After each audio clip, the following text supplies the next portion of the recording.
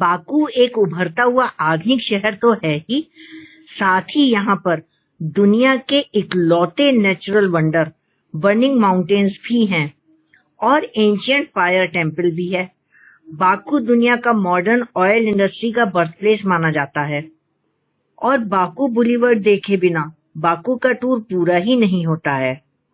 आइए बाकू के इन अट्रैक्शंस की सैर पर चलते हैं। आज 8 नाइट 9 डेज अजरबैजान और जॉर्जिया टूर का तीसरा दिन है। अपना ब्रेकफास्ट ले रहे हैं। ये होटल विंडहम बाकू है। हमारा ये होटल सिटी सेंटर से लगभग 6 किलोमीटर और हैदर अलीयेव कल्चरल सेंटर से 3 किलोमीटर दूर है। टूर गाइड मेहरबान आज के टूर प्रोग्राम के बारे में बता रही है।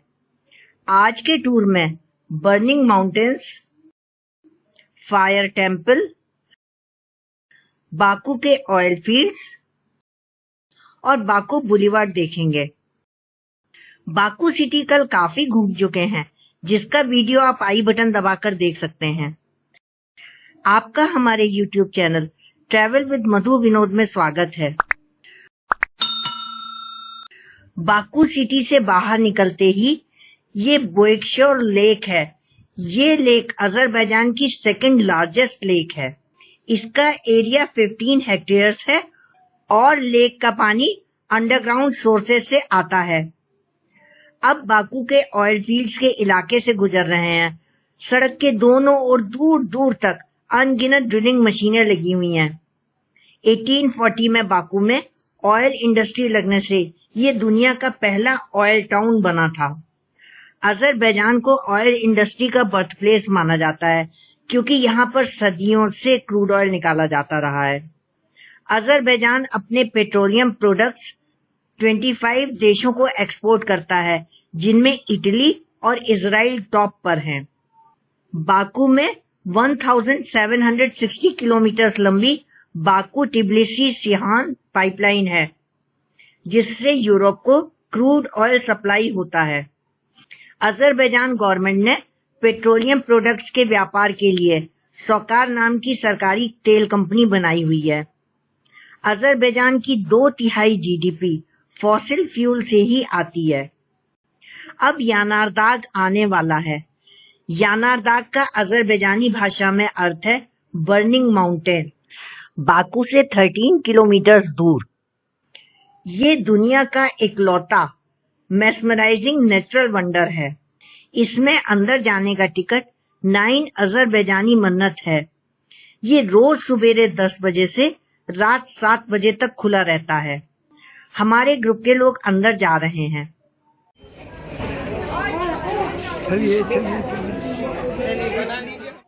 अब हम लोग Yanardag state historical cultural and natural reserve पहुंच गए। बर्निंग माउंटेन एक बहुत ही अनोखी प्राकृतिक घटना है, जहां नेचुरल गैस जमीन की सतह पर निकलती है और अपने आप जल उठती है, जिससे कांस्टेंट फ्लेम बनती है। इसीलिए Azerbaijan the land of fire भी कहलाता है। यहाँ जमीन के नीचे नेचुरल गैस के बड़े बड़े भंडार हैं। सतह के नीचे नेचुरल गैस के पॉकेट्स हैं, जिनमें से नेचुरल गैस पोरस सैंडस्टोन्स से ऊपर की ओर बहुत प्रेशर से निकलती रहती है और रॉक के साथ फ्रिक्शन से इग्नाइट हो जाती है। सबसे ज्यादा हैरान करने वाली बात यह है कि ये फ्लेम आंधी, बारिश या बर्फबारी किसी से भी नहीं बुझती है। इसी अद्भुत विशेषता के कारण इसे इटर्नल फ्लेम कहा जाता है। ये फ्लेम लगातार और इंटेंसिटी के साथ जलती रहती है और कभी कभी तो इसकी ऊंचाई 9 से 10 फीट तक पहुंच जाती है। ये फ्लेम्स बहुत ही गर्म हैं, इनके पास रुका नहीं जा रहा है। दुनिया का ये इकलौता नेचुरल वंडर सिर्फ अजरबैजान में ही है। यानारदाग रिजर्व में हिल के ऊपर फोटो लेने के लिए यानारदाग का कटआउट लगा है, जहां पर सभी खूब फोटो खिंचाते हैं। बाकू के प्रतीक flame towers 3 flames with the sea भी यानारदाग से ही प्रेरित हैं। ये अजरबैजानी कराबाख हॉर्स है। इसे दुनिया के सबसे पुराने और सबसे सुंदर घोड़ों में गिना जाता है। प्राचीन समय से ही इन घोड़ों का वॉर और रॉयल प्रोसेशंस में यूज होता था। आज भी कराबाख हॉर्सेस को अजरबैजान की शान माना जाता है। अब बाकू के एक एंशिएंट टेम्पल आतिशगाह देखने जा रहे हैं, जहां पर रिलीजियस टॉलरेंस और कल्चरल हेरिटेज देखेंगे। पर्शियन भाषा में आतिशगाह का लिटरल मीनिंग होता है होम ऑफ फायर या आग का घर। आतिशगाह एक प्राचीन और पवित्र स्थल है जिसे फायर वर्शिपर्स टेम्पल भी कहा जाता है। ये टेम्पल मुख्य रूप से 17th और 18th सेंचुरी के बीच बना था और इसका संबंध ज़ोरेस्ट्रियनिज्म और हिंदुइज्म से जुड़ा था। हमारे ग्रुप के लोग अंदर जा रहे हैं।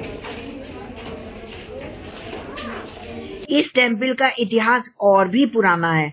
प्राचीन काल से ये ज़ोरेस्ट्रियंस यानी फायर वर्शिपर्स के लिए एक होली प्लेस रहा है। मंदिर के बीच में एक अल्टा है जहां से ज्वाला निकलती थी। ये प्राकृतिक गैस से जलने वाली इटर्नल फ्लेम्स प्राचीन समय से जलती आ रही थी।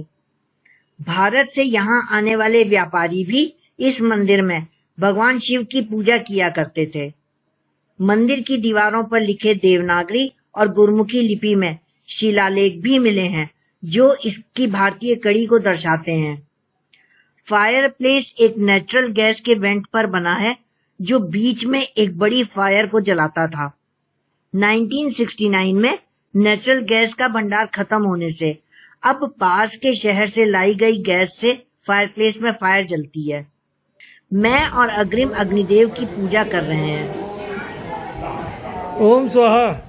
आतिशगाह फायर टेम्पल के प्रीमिसेस में कई सोवेनियर शॉप्स हैं।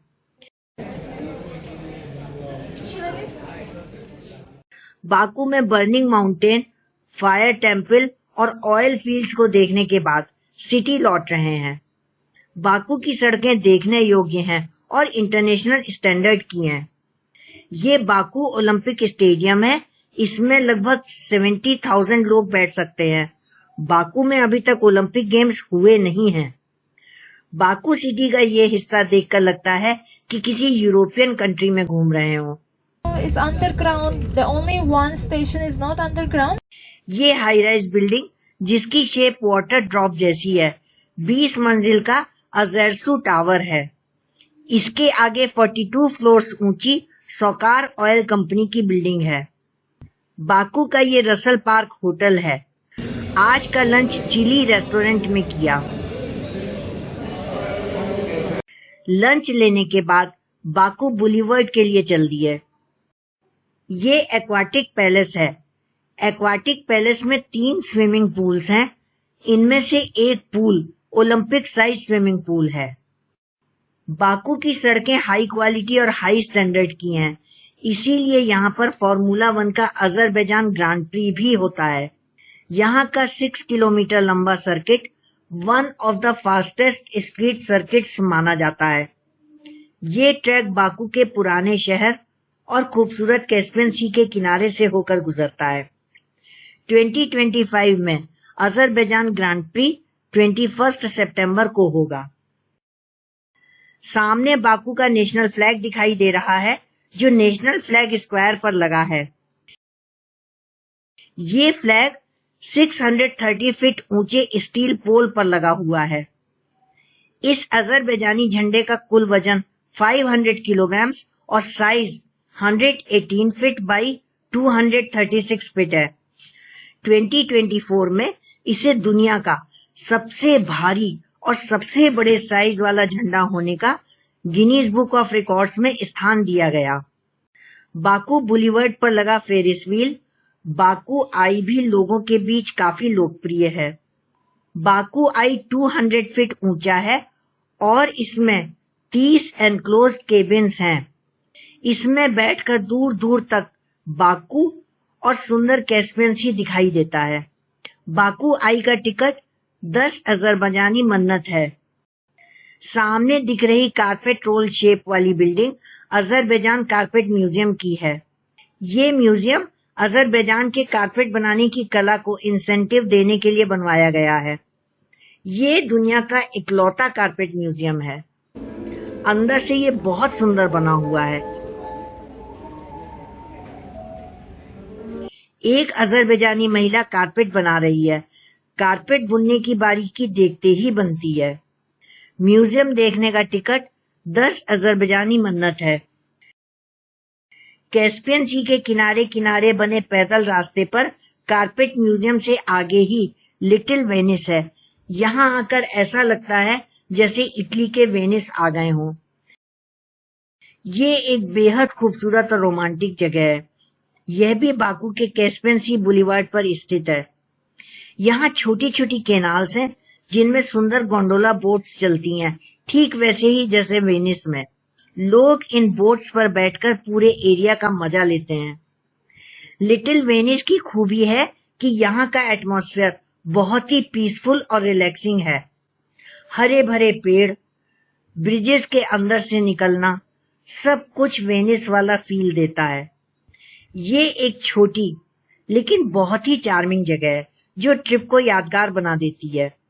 सामने लिटिल वेनिस का टिकट काउंटर है। इसका टिकट 12 मन्नत है। हमने भी बाकू की वेनेशियन कैनाल्स को घूमने का टिकट लिया। यहाँ के ब्रिजेस, पानी और सराउंडिंग कैफेज इसे और भी चार्मिंग बनाते हैं। बाकू विजिट कर रहे हो तो लिटिल वेनिस मस्ट विजिट जगहों में से एक है। बाकू बुलीवार्ड के किनारे कोस्टल वॉकिंग पाथ से दूर की ऊंची ऊंची बिल्डिंग्स, क्रूज बोट्स, कैस्पियन सी, मॉडर्न और शानदार डेनिस मॉल दिखाई दे रहा है। बाकू का डेनिस मॉल एक शानदार मल्टीफंक्शनल मॉल है। डेनिस मॉल की छत पर बना फ्लेम टावर सेंटर पीस है जो 8 स्टार शेप्ड विंग्स के बीच में स्थित है और ये डिजाइन अजरबैजान के नेशनल एम्बलम से इंस्पायर्ड है। ये 5 मंजिला मॉल 230 फीट ऊंचा है। डेनिस मॉल सिर्फ शॉपिंग के लिए ही नहीं बल्कि क्वालिटी टाइम स्पेंड करने के लिए भी एक परफेक्ट जगह है। डेनिस मॉल की तीसरी मंजिल पर कैस्पियन सी देखने के लिए टेरेस बनी है। सामने अजरबैजानी झंडा, कैस्पियन सी, ऊंची ऊंची बिल्डिंग्स और बाकू बोट टूर का पियर दिखाई दे रहा है। सामने क्रीसेंट मून के शेप वाली बिल्डिंग दिखाई दे रही है। ये क्रीसेंट होटल है। ये शानदार आर्किटेक्चरल मार्बल कैस्पियन सी के किनारे बना है। अब हम एजनेफ्ट स्क्वायर से गुजर रहे हैं और सामने स्वांस फाउंटेन है। डिनर के लिए इंडियन रेस्टोरेंट जा रहे हैं। आज का डिनर प्रीमियर पैलेस होटल में लिया। आज के टूर में famous natural wonder burning mountains, home of fire temple Ateshgah, Baku के ऑयल फील्ड्स और कैस्पियन सागर के किनारे बने बाकू के शानदार आर्किटेक्चरल मार्वल्स देखे। बाकू के 2 दिनों का टूर पूरा हुआ और कल तूफान दाग स्की माउंटेन रिजॉर्ट होते हुए शेकी जाएंगे। ये वीडियो आपको कैसा लगा कमेंट बॉक्स में जानकारी दें। वीडियो को लाइक व शेयर करना न भूलें। अभी तक आपने चैनल सब्सक्राइब न किया हो तो सब्सक्राइब करना न भूलें।